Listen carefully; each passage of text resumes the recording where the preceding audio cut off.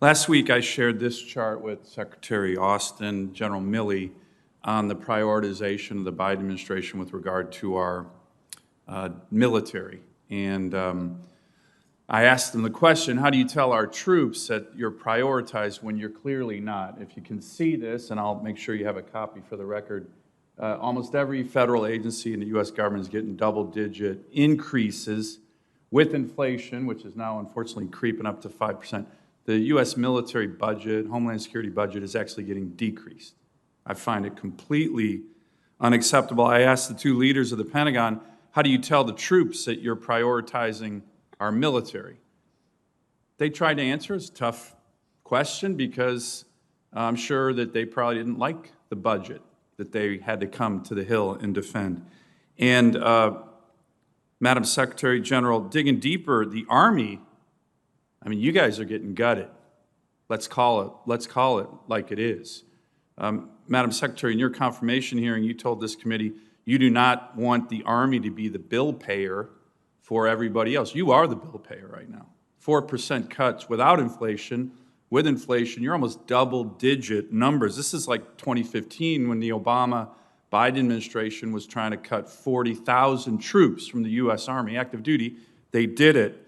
How do you explain this to your forces? This is tough on you. I know you didn't like this. I know you didn't like being the bill payer, but you are. How are you telling your troops right now that the U.S. Army is prioritized, and why do you think you are taking it on the chin in terms of your budget? Madam Secretary, I'll start with you.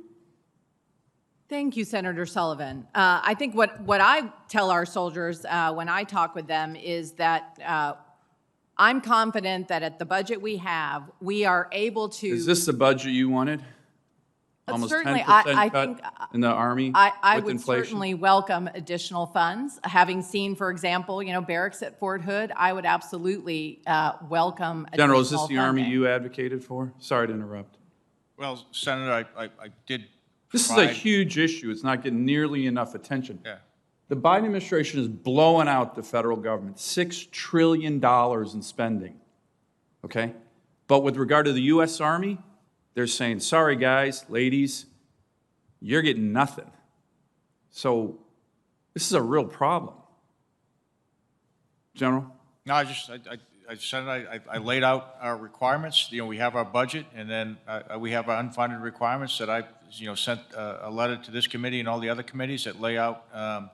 If we can get additional money, that's where we want to put it, and we would like to get that additional money. And well, I'm going to advocate strongly for additional money for the U.S. Army. I think this is dangerous, and I think it's clear that the Biden administration does not prioritize the military, but it really doesn't prioritize the Army. Let me ask, a lot of your testimony, I've been watching all morning, talks about tough choices. I agree with you. You have tough choices. General, you've done a phenomenal job, your leadership, on addressing what is a huge challenge with the U.S. Army in Alaska. In the last 5 years, we've had 32 suicides. We've only had 41, and every death's horrible, combat deaths in Afghanistan in the same time frame. I just want to get your commitment that when you make tough choices, the work you're doing on addressing suicide in one of the most important places in the country, my state, is not going to be one of these tough choices that you leave on the cutting room floor because the Biden administration won't fund the damn Army.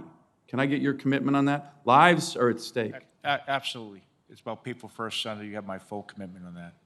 Madam Secretary? Yes, you have. Let me yes, finally you have ask. my commitment as well. Can I just get a quick update? I know that, Madam Secretary, you committed to me you and General Conville to brief me on the Arctic plan from the Army. We're getting mixed messages. Secretary of Defense in his confirmation hearing said he was going to fully resource Arctic strategies of all the services. General Milley said the same last week at the hearing.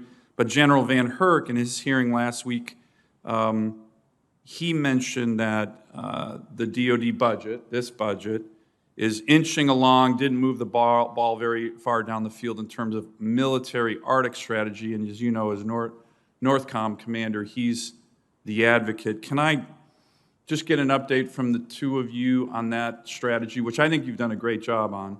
And I look forward to the briefing I'm going to be getting from both of you here in the next couple of weeks. Senator Sullivan, we have resourced, in this year's budget, the strategy, the Arctic strategy that the Army put forward to you. And I have not lost track of my commitment to come and brief you, so I'm looking forward to doing that as well. I don't know if General McConville has anything else to add.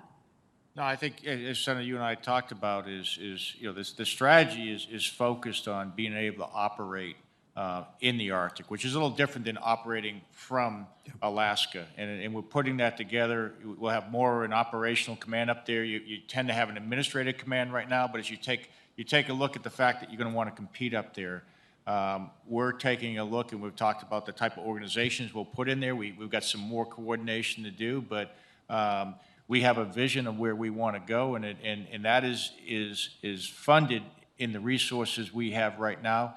There's some other collaboration that needs to be done on the type of units, and we have a striker brigade up there, and as we take a look at what that future of that brigade looks like, that may change, and that's where we're having discussion right now. Good. Thank you. Thank you, Mr. Chairman.